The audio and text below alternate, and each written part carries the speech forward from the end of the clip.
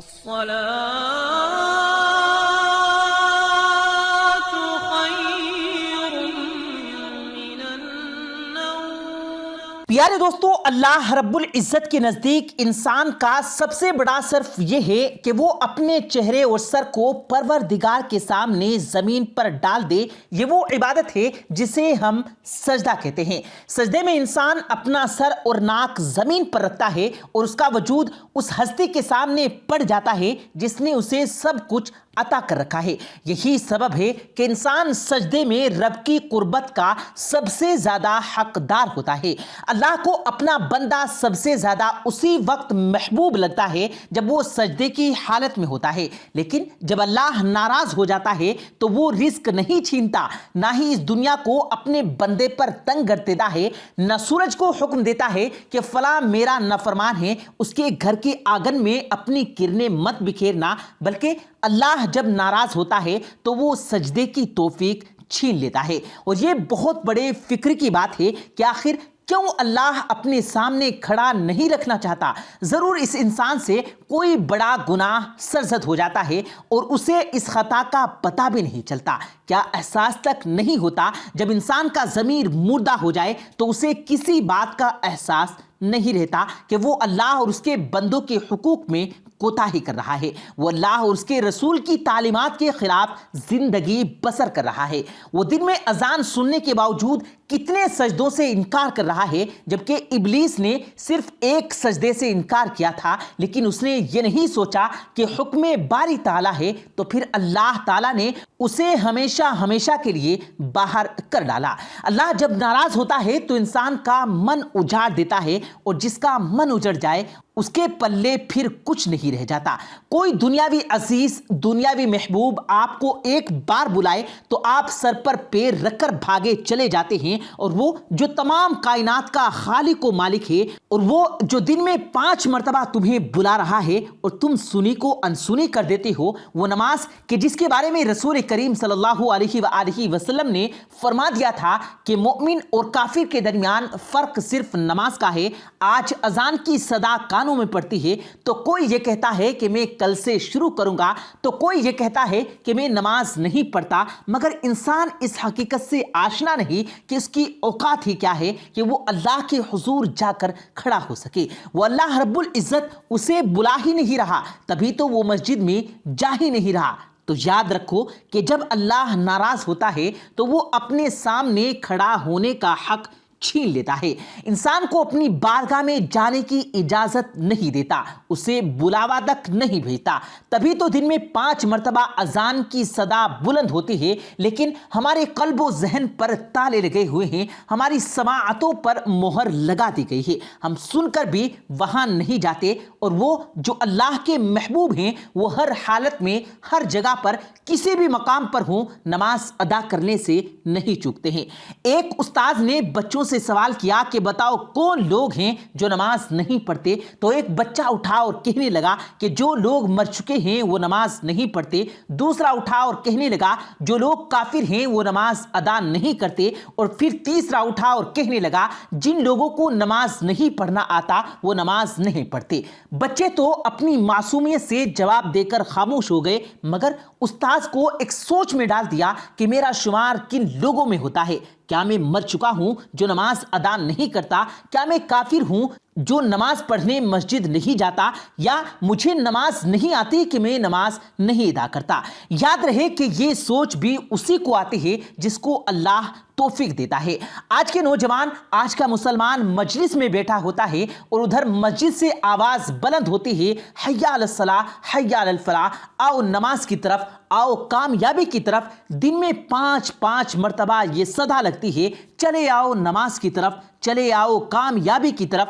لوگ کامیابی کا نشان پانے کے لیے سرگرداں رہے، زمانے بھر کی ٹھوکریں کھاتے رہے، اور جو اللہ لگاتار پیغام بھجواتا رہا کہ یہ کامیابی ہے، اس کی جانب آؤ، اس پر کسی نے دھیان نہیں دیا۔ اور جب اس غفلت کا، اس بے توجہی کا گیلا کرو تو آج کا نوجوان کہتا ہے کہ آج کے ماڈرن دور میں دین پر چلنا کافی مشکل ہو گیا ہے، آج مشکل ہو گیا ہے۔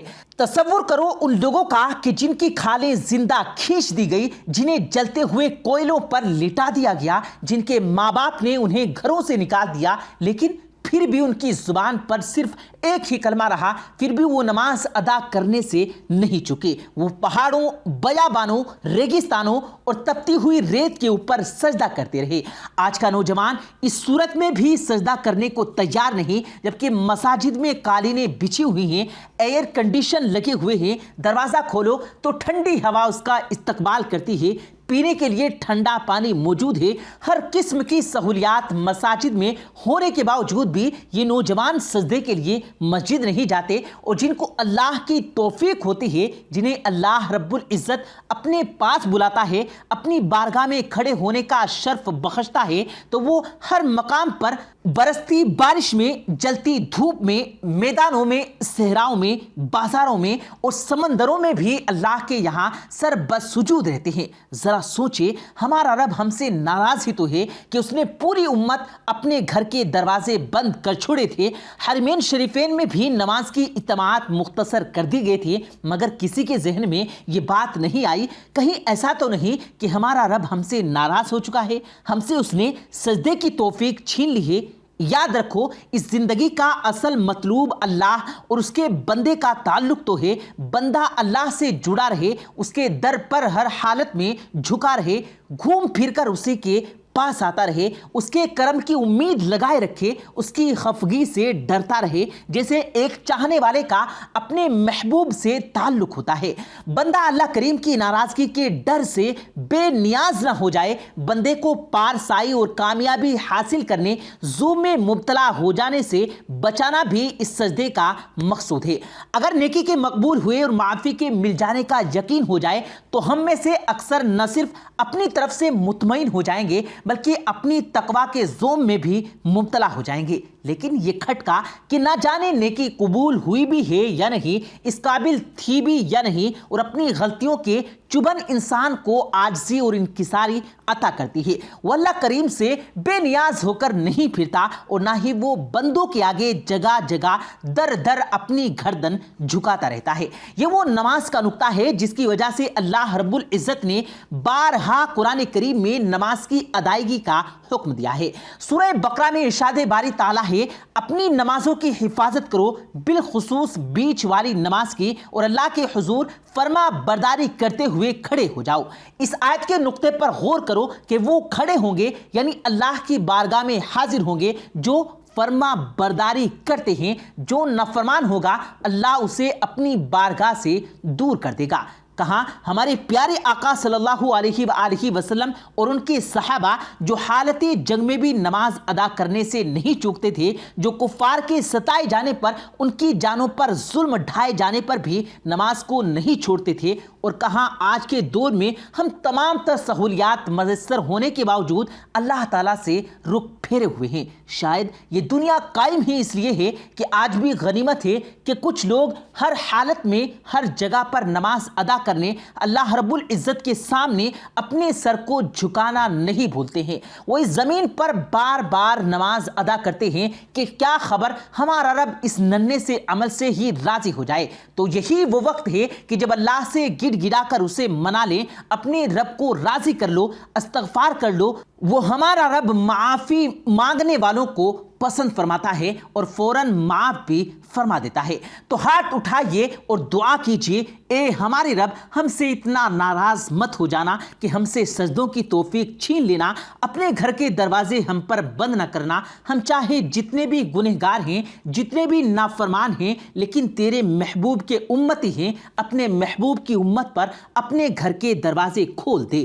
آمین ثم آمین۔ پیارے دوستو، امید کرتے ہیں آپ کو آج کی ہماری یہ ویڈیو ضرور پسند آئی ہوگی۔ اگر آپ کو یہ ویڈیو پسند آیا ہو تو اس ویڈیو کو دل سے لائک کریں اور زیادہ سے زیادہ لوگوں تک اس ویڈیو کو ثواب کی نیت سے شیئر کریں، اور اس ویڈیو کے بارے میں آپ کی کیا رائے ہے کمنٹ سیکشن میں اپنی رائے کا اظہار ضرور دیں، اور مزید اسی طرح کی روز کی ویڈیو پانے کے لیے ہمارے چینل کو ضرور سبسکرائب کریں۔ ملتے ہیں پھر ایک نئی ویڈیو کے ساتھ، تب تک کے لیے اللہ حافظ۔